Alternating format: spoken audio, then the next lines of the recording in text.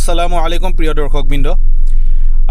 ৰাতিপুৱাৰ পৰাই ধৰি লওক এক সভা এখনৰ ব্যস্ততাত আহি পালোহি নগাঁও আৰু মোৰ এক সপোন আছিল এক পুৰণি নাম ইছৰা।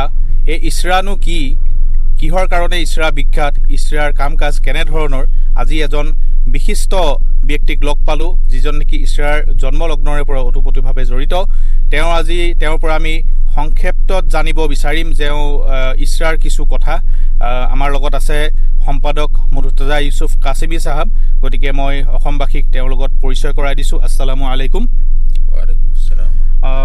গতিকে আমি জানিব বিচাৰিম ইছৰা এটা বহুত আজি অসমত এটা সুপৰিচিত এটা নাম, ইছৰা আজি এটা ব্ৰেণ্ড হৈ গৈছেগৈ। গতিকে ইছৰাৰ আঁৰৰ কাহিনী আৰু ইছৰাৰ উদ্দেশ্য কি আপোনাৰ পৰা জানিব ইচ্ছা কৰিম।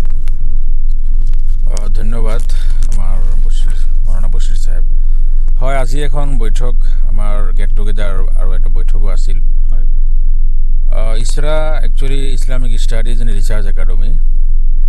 আমাৰ 2017 পৰাই সৰু টুকটাক হিচাপে গতানুগতিকভাৱে আমি অলপ কিছুমান কাম কৰাৰ প্ৰয়াস আমি কৰি আছিলোঁ। দেখা যায় যে মানে আমাৰ ইছলাম লৈ আমাৰ মুছলিম সমাজৰ ভিতৰতো বা নন মুছলিম সমাজতো কিছুমান ভুল ধাৰণা মনত পালি থকা দেখা যায়, আৰু যাৰ ফলত সময়ে সময়ে বিভিন্ন ধৰণৰ কাজিয়া বিবাদ বিতৰ্ক হোৱা দেখা যায়।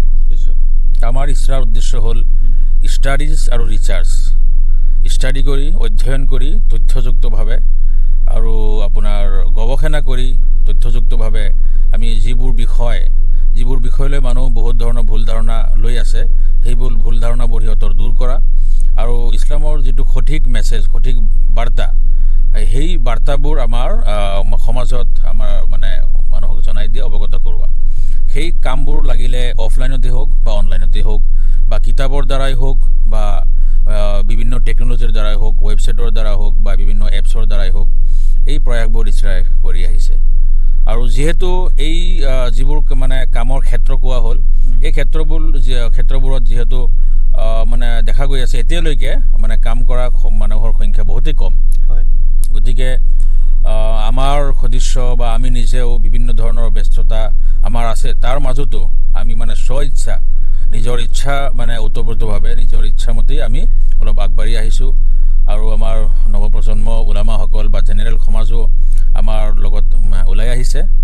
ওলামা সমাজ আৰু জেনেৰেল সমাজৰ মাজত যিটো এটা গেপ আছে, যিটো দূৰত্ব, এই দূৰত্ব দূৰ কৰাও আমাৰ ইছৰাৰ আৰু আন এটা উদ্দেশ্য। বৰ এটা সুন্দৰ পদক্ষেপ। দৰ্শকক মই জনাব বিচাৰি সুখী হ'ম যে আজি ইছৰাৰ এক বিশেষ নিমন্ত্ৰণী পত্ৰ এখন মই ইছৰাৰ তৰফৰ পৰা পাইছিলোঁ, আৰু আজি সাংগঠনিকভাৱে মই প্ৰচাৰ সম্পাদকৰ দায়িত্বও মোৰ পাতি লৈছোঁ। তেওঁলোকে মোক হয়তো যোগ্য বুলি ভাবি এটা দায়িত্বও দিছে। গতিকে আপোনালোকক জনাবলৈ পাই সুখী যে আজিৰ পৰা মই ইছৰাৰ যি এই যাত্ৰাৰ এক সৈনিক হিচাপেও পৰিচিত হ'ম, আৰু মই আশা কৰিম যে মোৰ গোটেই জীৱন মই ইছৰাৰ খেদমত কৰি, ইছৰাৰ সেৱা কৰি, ইছৰাৰ সেৱা মানে হৈছে মানৱ সেৱা, এই কথাষাৰ স্পষ্টভাৱে আজি জিলিকি উঠিছে। যিহেতু আমাৰ কাছিমি চাহাবে কৈছে যে মানুহৰ মাজত যিখিনি আমাৰ ভ্ৰান্ত ধাৰণা আছে, যিখিনি গেপ আছে, এই গেপটো দূৰ কৰি আমি সাধাৰণ মানুহক আৰু আলিম সমাজক আমি কেনেকৈ একত্ৰিত কৰিব পাৰোঁ, এখন মঞ্চত আনি পেলাই আমি তেওঁলোকক থিয় কৰিব পাৰোঁ, এয়া ইছৰাৰ মহান উদ্দেশ্য।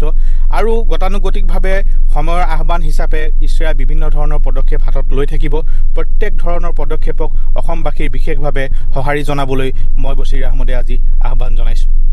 ইছৰাৰ আৰু এটা মানে আজিৰ যিটো নতুনকৈ এটা উদ্দেশ্য আমি বা যিটো এইমত কাম কৰিম বুলি আমি ভাবিছোঁ, সেইটো হ'ল আজিৰ দিনত যিটো এটা সৎ উপাৰ্জন, হালাল ইনকাম, যিটো আজিৰ দিনত সৎ উপাৰ্জন, আজিৰ দিনত ক'বলৈ গ'লে এক ডাঙৰ যুদ্ধ আৰু ডাঙৰ এক জিহাদ হৈ পৰিছে। নিশ্চয়। গতিকে এই অসৎ পন্থা যিমান আছে, অসৎ উপাৰ্জন, অসৎ পন্থা, কেলেংকাৰী, দুৰ্নীতি, এইবিলাকৰ বিৰুদ্ধে আমি সকলোৱে জিহাদ কৰিব লাগিব, সকলোৱে আমি মাৰ বান্ধি থিয় দিব লাগিব। আমাৰ যুৱ সমাজৰ মাজত শ্বৰ্ট টাইম ইনকামৰ পদ্ধতি ব্যাপকভাৱে বৃদ্ধি পাইছে। সেই যিটো চিন্তা, সেই মানসিকতা, সেইবিলাক মানুহক বুজাব লাগিব। আৰু অনলাইনৰ বিভিন্ন জুৱা, তাৰপিছত আপোনাৰ ড্ৰাগছ বিক্ৰী কৰি হওক বা আনকি মানে বিভিন্ন ধৰণৰ যিবোৰ মানে বেপাৰ দেখা গৈছে অসৎ ধৰণৰ আৰু হাৰাম পদ্ধতিৰ বেপাৰ ব্যৱসায় এইবিলাকৰ বিৰুদ্ধে আমি মানে মানুহক বুজাব লাগিব, সজাগ কৰিব লাগিব।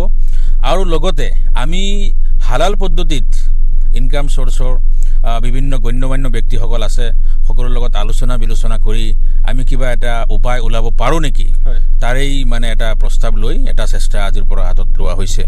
আশা কৰোঁ আপোনাৰ এই ভিডিঅ'ৰ যোগেদি সমগ্ৰ অসমবাসী যুৱ সমাজে যিসকল মানে সৎ পন্থাত বিভিন্ন হালাল মানে এটা চেষ্টা বা চিন্তাধাৰণা ৰাখে, আশা কৰোঁ যে সকলো ওলাই আহিব আৰু মানে সাথ দিব এই ক্ষেত্ৰত।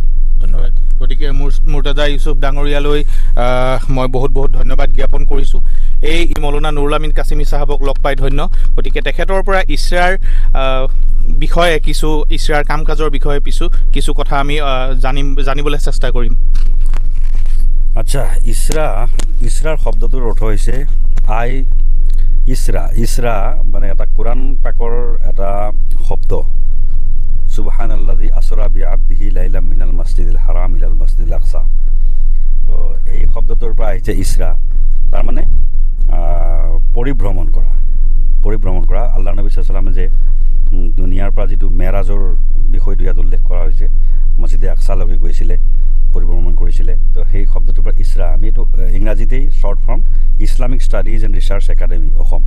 তো ইয়াতে আমাৰ বিশেষকৈ শৈক্ষিক, আমাৰ সামাজিক সাংস্কৃতিক এইবিলাক বিষয় ইয়াতে আমাৰ যিসকল আমাৰ আলিমুলামা আছে বা আমাৰ সাধাৰণ শিক্ষিত যুৱক বা যুৱতী আছে, সেইসকলক এটা মানে এটা প্ৰগতিশীল চিন্তাধাৰাৰে সমাজখনক কেনেকৈ আগুৱাই নিব পাৰি, সমাজখন ধৰ্মান্ধতাৰ পৰা আঁতৰাই কেনেকৈ এটা প্ৰগতিৰ দিশত আমি আগুৱাই যাব পাৰোঁ, এই সন্দৰ্ভত আমি ইয়াতে আলোচনা কৰোঁ। কেনেকৈ নতুন যুগৰ লগত খাপ খুৱাই আমি মুছলমান সমাজখনক, ইছলামিক যিসকল যুৱক আছে, মুছলমান যুৱকসকলে তেওঁলোকক কেনেকৈ ড্ৰাগছ, সুদ, জুৱা আদিৰ পৰা আমি মুক্ত কৰি আমি ভাল এটা দিশত আমি লৈ যাব পাৰোঁ, এই ধৰণেই চিন্তা চৰ্চা কৰা হয়।